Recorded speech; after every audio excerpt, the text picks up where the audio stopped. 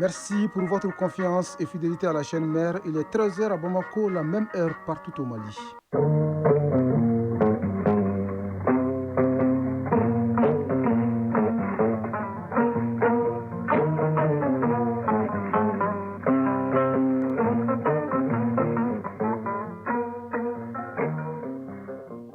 Le journal Bourama Traoré. Mesdames et messieurs, bonjour et bienvenue dans la deuxième édition de Mali Actualité, les titres.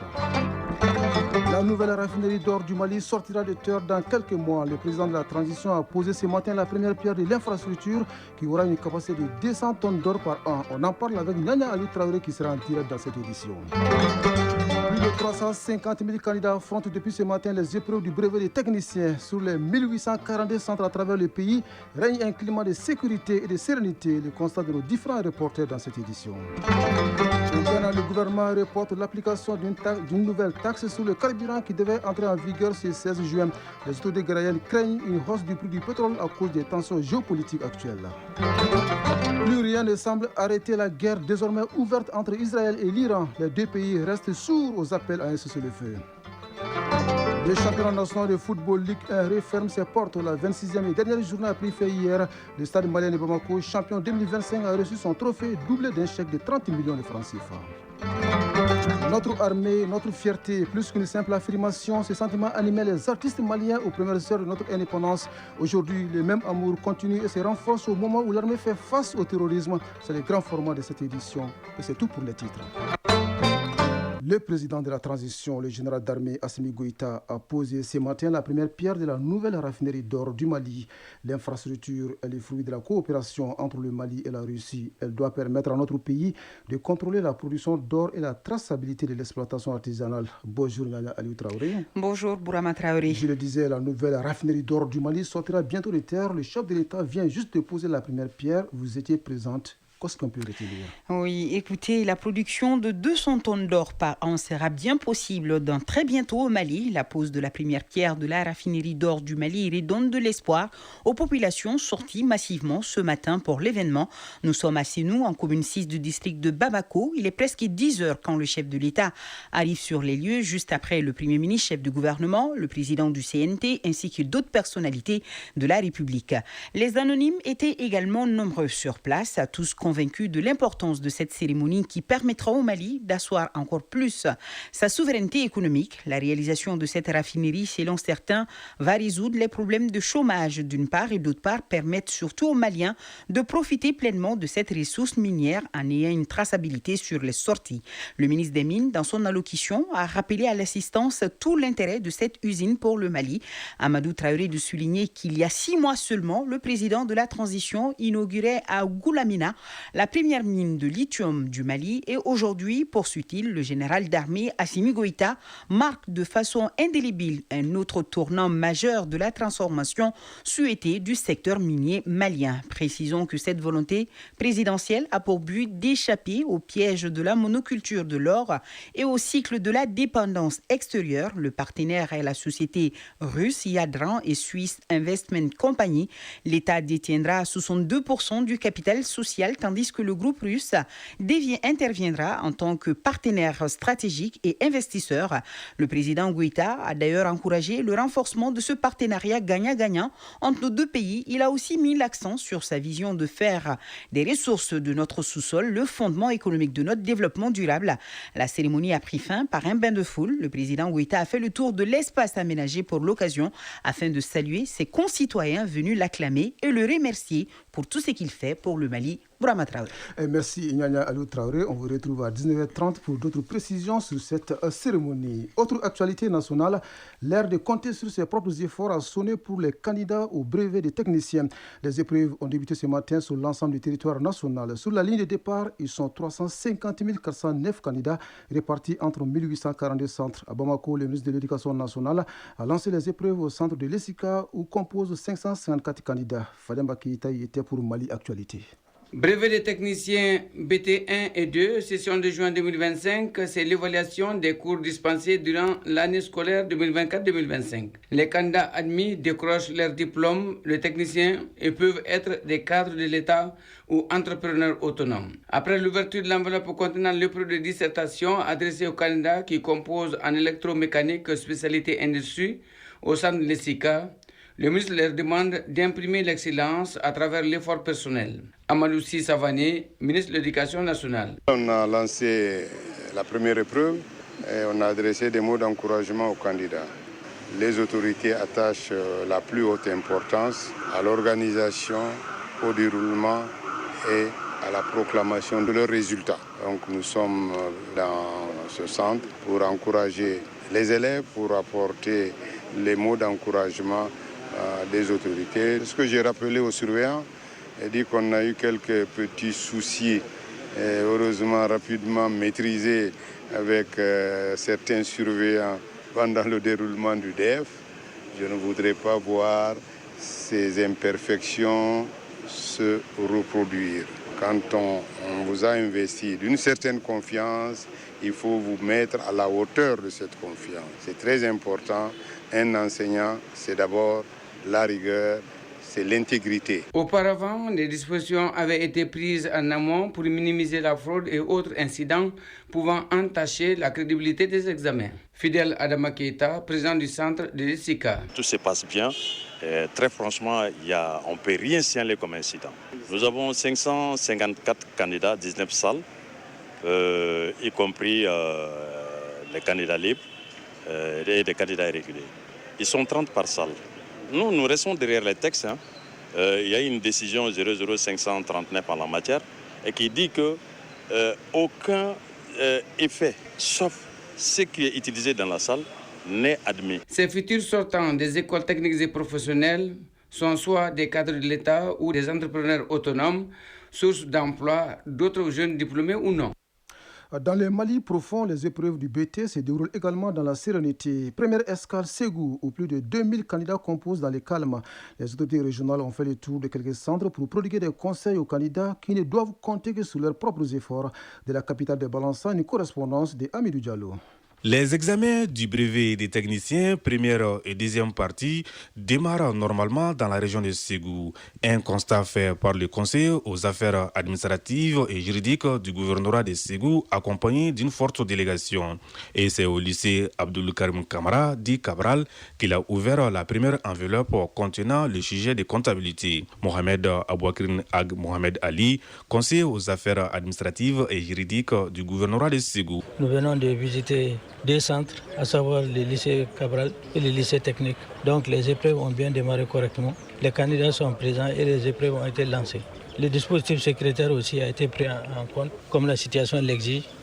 Les forces de sécurité sont présentes pour sécuriser les candidats et les salles de classe. Par rapport aux surveillants, c'est d'appliquer la police de l'examen pour qu'il n'y ait pas vraiment de fuites ni de fraudes. Astan Traoré, candidate. Les sujets abordables de comptabilité. On a vu ces sujets en classe. Oui, c'est facile à traiter. Dans les différents centres visités, les acteurs de l'éducation ont prodigué des conseils aux candidats. Ousmane Traoré, DAE de Ségou. Je dirais que ça a été une année apaisée, une année performante, parce qu'il n'y a pas eu de perturbation. Et je compte beaucoup sur un résultat vraiment meilleur. Pratiquement tous les élèves sont prêts, parce qu'en amont, ils ont été préparés psychologiquement à cela. Vraiment, tout se passe très bien. Ils sont au total 2993 candidats répartis entre 10 centres au sein de l'Académie d'enseignement de Ségou pour cette session 2024-2025. Ségou, Amidou Diallo, Moussa Fofana pour l'ORTR. De Ségou, nous partons à 100 où plus de 1500 candidats tentent de décrocher ce diplôme qui leur ouvre les portes de l'emploi. Le gouverneur de région s'est rendu à l'Institut de formation professionnelle pour s'assurer du bon déroulement de cette évaluation. Son constat avec Idrissa Kone, notre correspondant sur place. C'est dans la salle 1, en secrétariat direction brevet des techniciens première partie, que le chef de l'autorité régionale a ouvert la première enveloppe. Ce geste donne le coup d'envoi des examens du BT1 et BT2 dans l'Académie d'enseignement de Sang. Au total, ils sont 1575 candidats répartis entre 75 salles. Kadiatou Sawadogo, candidate secrétariat direction brevet des techniciens deuxième partie. Nous venons de recevoir le sujet sur le français au choix. dissertation et contraction du texte. Nous sommes prêts. Cheikh Aïdara, directeur de l'Académie d'enseignement des Sangs. Ça se passe très bien dans tous les centres parce qu'on a pris toutes les dispositions nécessaires. Donc au total, nous avons 9 centres et 4 ici à 100. Le gouverneur et sa délégation ont prodigué des conseils aux candidats. Pas de triche ni de fraude, aucun dérapage ne sera toléré, a martelé le chef de l'autorité régionale.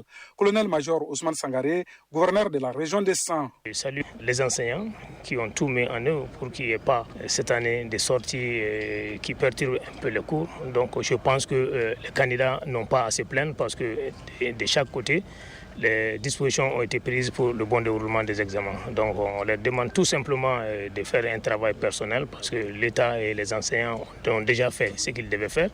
Donc la balle se trouve dans les camps des candidats. Sans Drissa Kone et Sédou Kamena pour l'ORTM. Bon démarrage également des épreuves du brevet des techniciens à Dioula qui compte 2000 candidats. Ils sont répartis entre 7 centres. D'un constat des autorités régionales, toutes les dispositions sont prises pour un examen propre. On fait le point avec Moustapha Doumbia. C'est au centre Jim Silla de Dioula que le conseiller aux affaires administratives et juridiques du gouverneur a ouvert la première enveloppe de sujets destinés aux candidats de la série électromécanique. Un centre qui reçoit les candidats du brevet de technicien, première partie. Moussa Koulibaly, conseiller au gouvernorat de Dioula. Je voudrais commencer par remercier l'ensemble du corps enseignant de la région au nom du gouverneur pour le sacrifice consenti et remercier les élèves pour le calme et la sérénité observée tout au long de l'année scolaire. Ce qui ressort de notre constat, c'est que tout se passe normalement, malgré le contexte un peu difficile. Les examens se déroulent normalement dans l'ensemble des centres. La région de Dioula compte 7 centres pour 2124 candidats au brevet de technicien 1 et 2. On note 1831 candidats réguliers et 785 filles. Assetou Dambélé, candidate. C'est ma 3e fois cette année. Je suis dans la série de comptabilité, technique comptable, 3e année. Je fais le BT1. Je suis confiante cette année d'obtenir mon diplôme et pour continuer aussi. Soumaïla Koumaré, président du centre. Toutes les dispositions sont prises. On a procédé à la fouille systématique des candidats à la porte. Donc aucun téléphone, aucun sac, tout doit être resté à la porte. Les surveillants sont sur place. Les candidats également sont sur place. Donc on peut dire que toutes les dispositions sont prises pour un bon démarrage de l'examen du BT. Les épreuves durent 3 jours pour le BT2 et 4 jours pour le BT1. Dioula, Moustapha Doumbia et Alassane Sangaré pour l'ORTM. À Badangara, ils sont 665 candidats à la conquête du précieux sésame. Ils ont reçu la visite des autorités régionales venues les encourager, surtout les prodiguer des conseils. D'un constat général, tout se déroule bien. Les échos avec Agibou Koulibaly. Des règles, des calculs, des plans, des comptes et des lettres. C'est avec cet arsenal intellectuel que les candidats issus des filières bâtiments, dessin bâtiment, électromécanique, secrétariat de direction et technique comptable affrontent les épreuves du BT1 et du BT2. Domo Yves Tembeli, élève 3e année dessin bâtiment. L'examen est bon. Depuis en classe, on reçoit ces leçons et puis les conseils des maîtres qui nous donnent un espoir de pouvoir faire cet examen. Et on a confiance en nous qu'on va réussir. Fanta Tembeli, élève 4e année, secrétariat de direction. Je me sens un peu stressée, j'ai un peu peur quand même, mais ça ira. Selon les encadreurs, les préparatifs se sont déroulés dans le calme, avec la distribution à temps du matériel didactique et des sujets. Alexis Sangala, président du centre de l'école technique et professionnelle de Badiangara, ETB BA. Une semaine, on est en train de préparer et ce jour, l'examen commence. Et je pense que l'examen se déroulera dans les conditions normales. Les surveillants sont sur place, ainsi que les présidents, tout le monde. Les superviseurs sont là. Tout est donc en place pour une session réussie, espèrent les autorités éducatives. Brahima Sanogo, directeur de l'Académie d'enseignement de Badiangara. Ce matin, les épreuves se préparent dans de bonnes conditions. Je crois que depuis bien avant ce matin, nous avons tenu des rencontres avec les responsables du centre dont des consignes claires ont été données par rapport à la vigilance pour qu'il n'y ait pas de situation de fraude ni de fuite de sujets. L'espoir est permis pour ces 665 jeunes porteurs de compétences techniques de demain dans une région en pleine reconstruction économique et sociale. Badiangara, Agibou Koulibaly, Mahamadou Sidibé et Oumar Guindo pour l'ORTM. Dans la cité des 333 637 candidats concours, des candidats confiants, surtout déterminés à réussir cet examen. Les autorités régionales leur ont rendu visite. Najim Baba Sissé était également de la visite. Au titre de cette session de juin 2025 du brevet de technicien, la région de Tombouctou compte 637 candidats, dont 314 filles, qui examinent dans 30 salles reparties en 2 centres, le centre de Direy et celui de Cefab. C'est le directeur de cabinet qui lance officiellement l'examen en ouvrant l'enveloppe contenant l'épreuve de travaux d'application et de synthèse du BT1. Aïssata Sissé, candidate. C'est facile, on a vu ça en classe. C'est de concentrer sur les chiffres seulement. Mahamar Traoré, président du centre Cefab. Toutes les salles ont été minutieusement préparées. Puis hier, l'affichage a été fait depuis hier. Dans toutes les salles, les candidats, n'est-ce pas, donc, sont présents, sauf quelques retardataires. Donc on peut supposer que le climat est vraiment serein. Les autorités administratives et scolaires avaient pris les dispositions requises pour promouvoir un examen sans fraude et sans fuite de sujet, comme l'a souhaité les hautes autorités. Wayaseo Tamboura, directeur de l'Académie d'enseignement de Tombouctou. Le conseil que nous avons prodigué aux candidats, c'est de demander aux candidats donc de compter sur eux-mêmes, compter sur soi, donc ceux qui payent. Et ça, le message a été compris parce qu'on avait déjà fait une campagne de sensibilisation par rapport à ça. Mamadou Tembeli, directeur de cabinet du gouverneur de la région de Tombouctou. Nous avons plus de 600 candidats qui se sont inscrits, parmi lesquels une centaine de candidats libres. Et la parité homme-femme est presque à l'ordre du jour. Cela réconforte davantage les autorités parce qu'on se rend compte qu'au niveau de la région, le maintien des filles à l'école est de plus en plus une réalité. Pour le moment, tout se passe bien sans incident sous les vigilants des forces de défense et de sécurité. Tombouctou Najim Baba Sissé, Mahamoudou Asko Fare Mauloud Tandina pour l'ORTM. Oui, c'est ce qu'on pouvait dire à cet instant sur le démarrage des épreuves du brevet des techniciens sur l'ensemble du territoire national. Les échos des autres régions dans nos éditions du soir.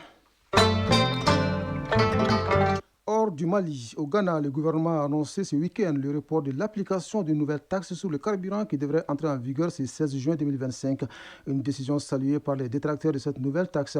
Les autorités ghanéennes craignent une hausse du prix du pétrole à cause des tensions géopolitiques actuelles. Au Tchad, le procureur près le tribunal de grande instance de N'Djamena interdit aux journalistes et aux membres de la société civile de se rendre dans le village de Mandakao, dans le Logone occidental, pour enquêter sur les violences intercommunautaires. Des violences qui ont fait une quarantaine de morts début mai et ont conduit à l'arrestation de l'ancien premier ministre Succès Masra. Le procureur prévient que toute autre démarche parallèle à l'enquête officielle en cours pourrait exposer son auteur à des poursuites judiciaires. Une mise en garde lancée au lendemain de la publication d'un rapport de la société civile sur ce drame. En RDC, l'Assemblée nationale autorise le procureur général de la Cour de cassation à déférer Constant Moutamba, ministre de la Justice et garde des Sceaux. Il est inculpé de détournement des deniers publics dans le cadre d'un projet de construction d'une prison à Kisangani dans le nord-est du pays. C'est à huis clos que les députés ont tranché. Sur les 363 présents, 329 ont voté en faveur des poursuites contre le ministre de la Justice. Ce feu vert ouvre la voie à l'ouverture d'un procès dans les tout prochains jours. Quant au ministre inculpé, il devrait démissionner en ce début de semaine, comme le prévoit la loi. L'administration Trump veut rallonger la liste des interdictions de voyage aux États-Unis. Le gouvernement envisagerait d'imposer des restrictions de voyage ou interdiction totale d'entrée pour les ressortissants de 36 pays, dont 25 du continent africain.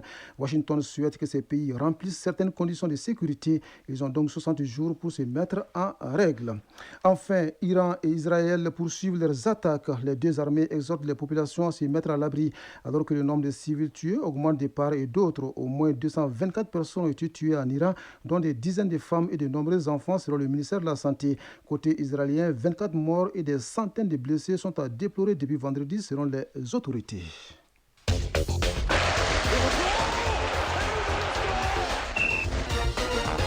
L'actu des sports, c'est le championnat national de football Ligue 1 dont la 26e et dernière journée a pris fin hier. Le stade malien de Bamako, champion 2025, a reçu son trophée plus un chèque de 30 millions de francs CFA. En football féminin, la 9e journée du championnat national de première division s'achève ce lundi. Du côté des États-Unis, la première Coupe du monde des clubs se poursuit. La synthèse de l'actualité sportive porte la signature de Fotigi Tunkara. Les rideaux sont tombés sur le championnat national professionnel Ligue 1 Orange avec la 26e et dernière journée bouclée hier. Le champion Stade Malien de Bamako a été tenu en échec par l'ASCO 1 but partout. L'AS Real de Bamako a gagné contre les Étoiles du Mané 1-0. L'US Bougouni a perdu contre l'FC Djara 2-0. Binga FC et l'Anse Crater de Nyarela ont fait match nul 0-0. L'AS Police s'est incliné devant l'USFAS 5-3. L'AS Bakardiani Barawili s'est imposé face à l'US Bougouba 2-0. Le Djolba AC a battu à fait 2-1. Cette 26e et ultime journée a été marquée par la cérémonie de remise des trophées de champion au Stade Malien de Bamako et un chèque géant de 30 millions de francs CFA, 15 millions de francs CFA pour le Djolba AC deuxième et 10 millions de francs CFA pour l'USFAS troisième du championnat. Les regards sont désormais tournés vers la montée en Ligue 1, dont les prétendants champions de deuxième division au niveau des ligues régionales qui représenteront leurs régions respectives au tournoi de montée en Ligue 1 sont tous connus. Il s'agit de Derby Academy pour Bamako, AS Kai de Kai, Malkroa FC pour Koulikoro, AS Douane de Sikasso, CF Balazan de Ségou, ATS de Koro pour Mopti, Tombouctou FC de Tombouctou, Sony AC de Gao et LV FC de Kidal.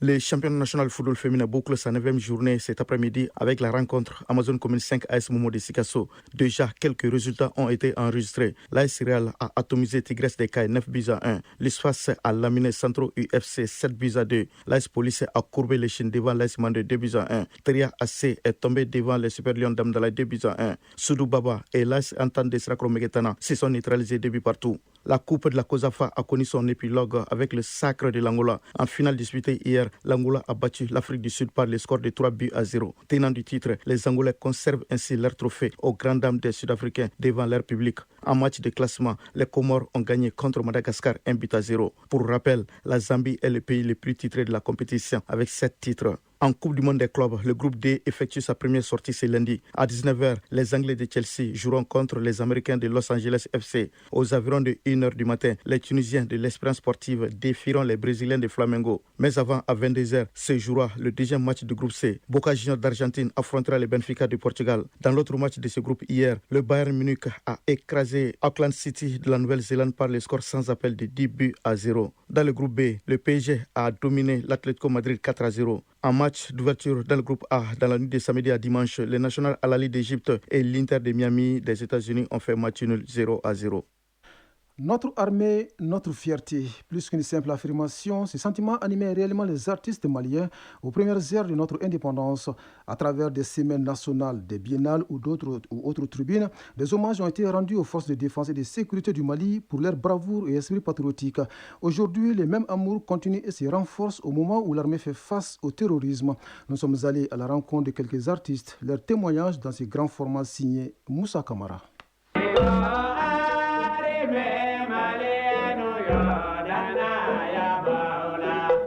Depuis 2012, le Mali fait face à un défi sécuritaire majeur.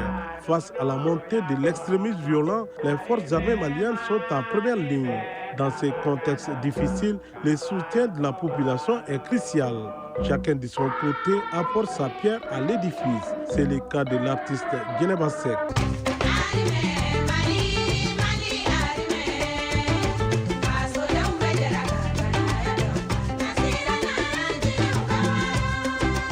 L'ensemble instrumental national du Mali, conformément à sa vocation, assure la promotion de notre riche patrimoine musical. Cette formation a composé une chanson intitulée « Armée malienne ». Ici, le courage et la bravoure de notre outil de défense est chanté. Moussa Mariko, directeur artistique de l'ensemble instrumental national du Mali.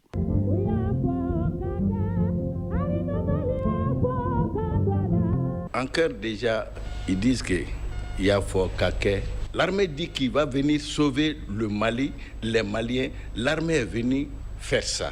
Avant, on ne pouvait pas rentrer à Tombouctou, on ne pouvait pas rentrer à Gao, on ne pouvait pas rentrer à Tessit, on ne pouvait pas rentrer à Kidal. Mais l'armée a brûlé toutes ces étapes et nous sommes maintenant à Kidal. Ça, c'est une fierté. Les artistes organisent des concerts caritatifs pour collecter des fonds destinés aux soldats et à leurs familles. Artiste Djeneba Seck. Je suis très contente aujourd'hui d'avoir tenu cette promesse. Je l'ai dit lors de mon concert à Kati, que je donnerai 60% des bénéfices du concert aux veuves et orphelins des femmes tombés sur le champ de bataille. Au-delà du soutien matériel, les artistes jouent un rôle essentiel dans la promotion de la paix. À travers leur création, ils véhiculent des messages d'unité et de réconciliation. Naïni Diabaté, artiste chanteuse. Notre armée, c'est notre outil de défense. Nous encourageons notre armée. Vive l'armée malienne. Cheikh Tidiane Seck, artiste chanteur, arrangeur, compositeur. L'esprit malien ne va pas venir de façon détournée pour créer la partition de notre pays avec notre complicité. Cela n'arrivera pas. Nous allons initier des actions de culture pour le rapprochement des uns et des autres. Les artistes, à travers des messages, contribuent à créer un sentiment d'unité nationale, renforçant les liens entre la population et son armée. Abdoulaye Diabaté, artiste chanteur. Arime ya kale kambo e arime mali ya kale kambo kwa bihoronya seki mali deuma wa okera. Milmo El Sahel, artiste chanteur. Nyame ko duguni ngoro ka ubafo nantankolon sagonye selie na manye rabanye kaburuye cheba koro jamunte siranye. En 2023, Luka Guindo, un jeune beatmaker malien, a fait une composition musicale en soutien à l'armée malienne. Une manière de rendre hommage à l'armée, mais aussi de requinquer le moral des troupes engagées au front. Dans cette chanson, Luka et ses amis artistes prônent la paix. Luka Guindo, artiste, compositeur, arrangeur.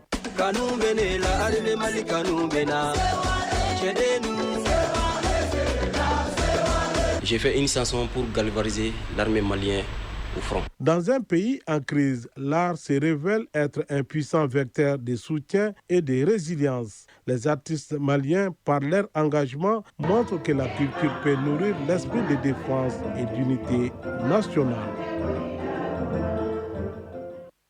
Ainsi s'achève cette deuxième édition de Mali Actualité qui vous a été servie par un trio.